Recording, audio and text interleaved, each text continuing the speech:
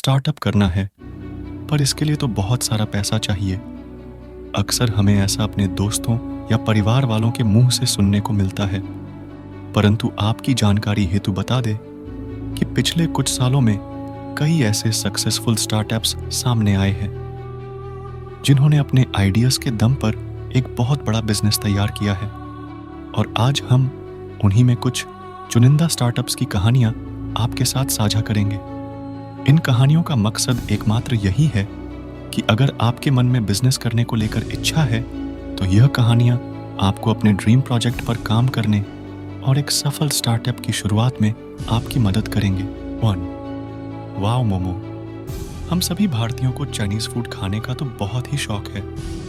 लोगों के इस शौक को ध्यान में रखते हुए एक युवा सैगड़ दरयानी ने सोचा कि क्यों ना लोगों को उनके पसंद का खाना खिलाया जाए। इसी आइडिया पर काम करते हुए उन्होंने वाव मोमो की शुरुआत की। वाव मोमो में सागर अपने ग्राहकों को शुरुआत में तो स्टीम्ड मोमो, फ्राइड मोमो खिलाते थे, लेकिन उनके मोमोज का स्वाद इतना ज़्यादा अच्छा था कि लोग उनके पास ही मोमो खाने के लिए आते थे। देखते ही देखते सागर के शॉप में इतने लोग आने लगे जिसका कोई ठिकाना ही नहीं था। इसलिए सागर ने भारत के कई अलग अलग क्षेत्रों में अपने वाव मोमो की फ्रेंचाइजी खोल ली। साल 2008 में शुरू हुई वाव मोमो की फ्रेंचाइजी आज भारत के हर शहर में देखने को मिल ही जाती है। वाव मोमो से सागर करीब $470 मिलियन रुपए कमा चुके हैं। 1. वाव मोमो। हम सभी भारतीयों को चाइनीज फूड खाने का तो बहुत ही शौक है। लोगों के इस शौक को ध्यान में रखते हुए एक युवा सैगड़ दरयानी ने सोचा कि क्यों ना लोगों को उनके पसंद का खाना खिलाया जाए। इसी आइडिया पर काम करते हुए उन्होंने वाव मोमो की शुरुआत की। वाव मोमो में सागर अपने ग्राहकों को शुरुआत में तो स्टीम्ड मोमो, फ्राइड मोमो खिलाते थे, लेकिन उनके मोमोज का स्वाद इतना ज़्यादा अच्छा था कि लोग उनके पास ही मोमो खाने के लिए आते थे। देखते ही देखते सागर के शॉप में इतने लोग आने लगे जिसका कोई ठिकाना ही नहीं था। इसलिए सागर ने भारत के कई अलग अलग क्षेत्रों में अपने वाव मोमो की फ्रेंचाइजी खोल ली। साल 2008 में शुरू हुई वाव मोमो की फ्रेंचाइजी आज भारत के हर शहर में देखने को मिल ही जाती है। वाव मोमो से सागर करीब $470 मिलियन रुपए कमा चुके हैं। 2. ओला कैब्स। आज कहीं भी बाहर जाने के लिए हम सभी झट से ओला बुलाते हैं और फिर घूमने के लिए निकल जाते हैं। हम सभी ओला में कभी सफ़र ही नहीं कर पाते। अगर यह ज़बरदस्त आइडिया भावेश अग्रवाल के दिमाग में नहीं आया होता। भारत में टैक्सी की डिमांड बहुत ज़्यादा थी। लोगों को उनकी ज़रूरत के समय कभी भी टैक्सी नहीं मिलती थी।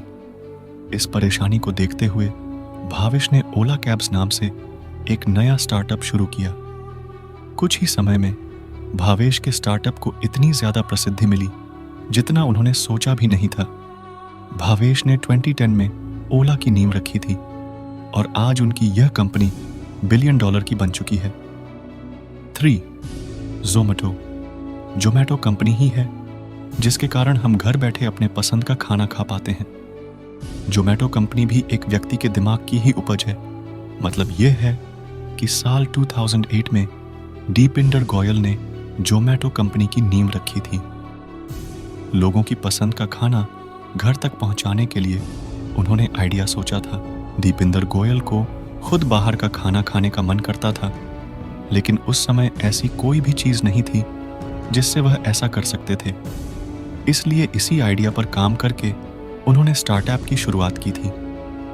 ज़ोमैटो को भारत के सबसे सक्सेसफुल और फेमस फूड स्टार्टअप में से एक माना जाता है। इस स्टार्टअप से दीपिंदर गोयल ने मिलियंस डॉलर कमाते हैं। 4. पेटीएम। नरेंद्र मोदी जी के डिजिटल इंडिया मोटो को पेटीएम ने ऊंचाई पर पहुंचा दिया है। भारत में आज हर कोई अपने मोबाइल पर पेटीएम एप्लीकेशन का इस्तेमाल करता है, लेकिन एक समय था जब लोगों के पास ऐसी कोई सुविधा नहीं थी। लेकिन विजय शेखर शर्मा ने साल 2010 में 197 कम्युनिकेशंस नाम से स्टार्टअप की शुरुआत की थी। स्टार्टअप की शुरुआत में विजय शेखर को कोई खास रिस्पांस नहीं मिला और शुरुआत में तो इन्हें लॉस ही हो रहा था। लेकिन 2016 के बाद इस स्टार्टअप को एक अच्छी खासी बूस्ट मिल गई थी। तब उन्होंने स्टार्टअप का नाम बदलकर इसे पेटीएम नाम दिया था।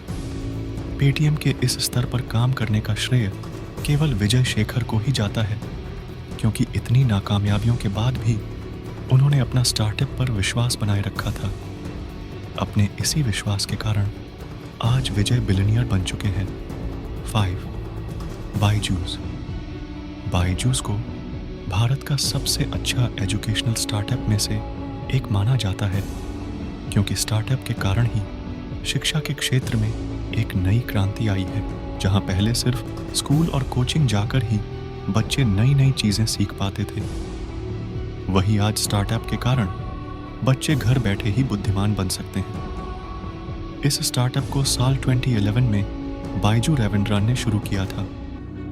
दूसरे स्टार्टअप की तरह इस स्टार्टअप को भी कोई खास रिस्पांस नहीं मिला था, लेकिन साल 2018 में लोग बायजू को काफी यूज करने लगे थे। ऑनलाइन शिक्षा शुरू हो जाने के बाद आज बायजू को लाखों लोग उपयोग करते हैं। बायजू रविंद्रन ने अपने स्टार्टअप से $10 बिलियन कमा चुके हैं। 6. फार्मेजी। फार्मेजी भारत के सबसे अच्छे और पॉपुलर स्टार्टअप में से एक माना जाता है। इस स्टार्टअप से पहले किसी ने भी इस बारे में सीरियस नहीं सोचा था, लेकिन धवल शाह और धर्मिल शेठ ने घरों में दवाई पहुंचाने के लिए स्टार्टअप की शुरुआत की थी। उन्होंने लोगों की जरूरत पूरी करने के लिए इस स्टार्टअप को शुरू किया था।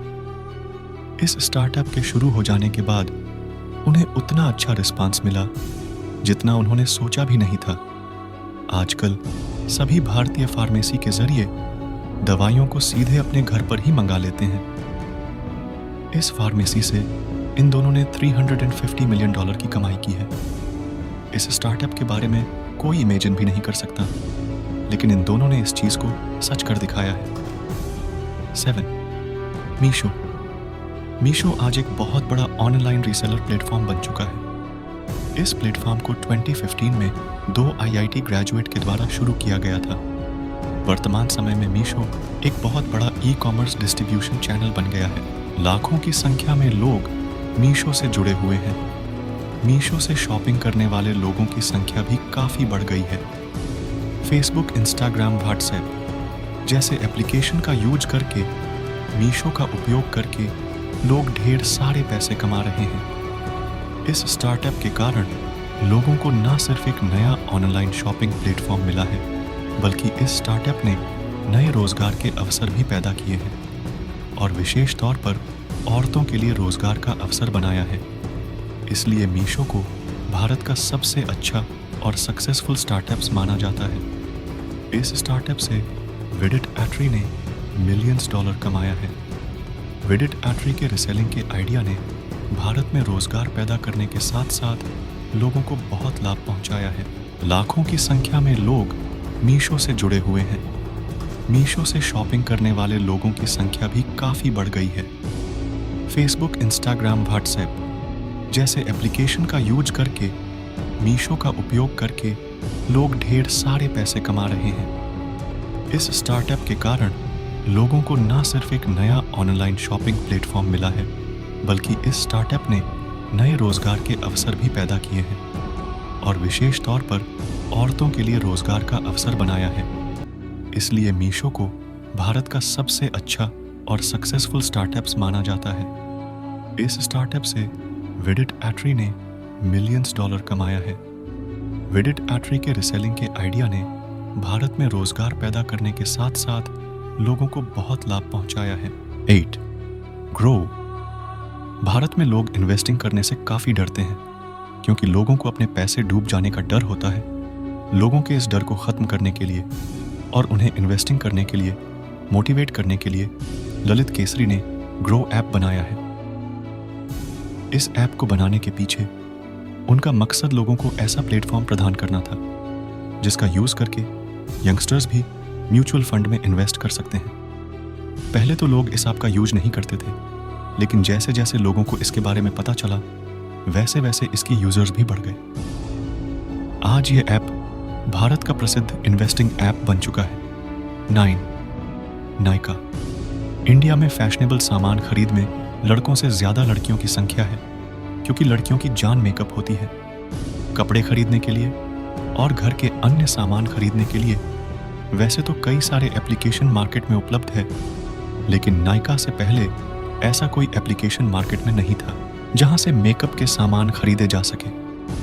नायका स्टार्टअप को साल 2012 में शुरू किया गया था। साल 2020 में प्राप्त आंकड़े के अनुसार नायका स्टार्टअप से $10 मिलियन का लाभ प्राप्त हुआ है। 10 ड्रीम 11 ड्रीम 11 भारत का पहला ऐसा स्टार्टअप है जिसने हाल के वर्षों में बड़ी सफलता प्राप्त की है। ड्रीम 11 की शुरुआत 2008 में हुई थी और 2020 तक इसे ऐप को यूज करने वाले लोगों की संख्या 10 करोड़ से भी ज्यादा हो चुकी है। ड्रीम 11 में लोग अपने पसंद का गेम खेलकर पैसे कमाते हैं। आईपीएल शुरू होने से पहले ड्रीम 11 ने साल 2021 में $400 मिलियन रुपए कमा लिए थे। इस स्टार्टअप को हाश जैन और भावित शेथ ने लोगों के गेम खेलने के शौक को ध्यान में रखकर बनाया था। उनके इस छोटे से आइडिया ने उन्हें अरबपति बना दिया है। Fundamental of successful startups. आवश्यकता ही आविष्कार की जननी है। किसी भी स्टार्टअप को शुरू करने के लिए जो सबसे बड़ा मूल मंत्र है वह यही है। इसके अलावा बताना चाहेंगे, इन 10 भारतीय स्टार्टअप की किसी भी केस स्टडी को पढ़ने पर संभव है आप पाएंगे इन्हें शुरुआत में फंडिंग की आवश्यकता पड़ी थी, परंतु अगर आपका बिजनेस आइडिया शानदार है तो आज आपको फंडिंग देने के लिए कई सारे निवेशक मौजूद हैं। तो समय की रफ्तार के साथ चलिए और स्टार्टअप को लेकर मन में चल रही उलझनों को आप तभी दूर कर सकते हैं जब आप वास्तव में स्टार्टअप करने की तरफ अपना पहला कदम रखेंगे।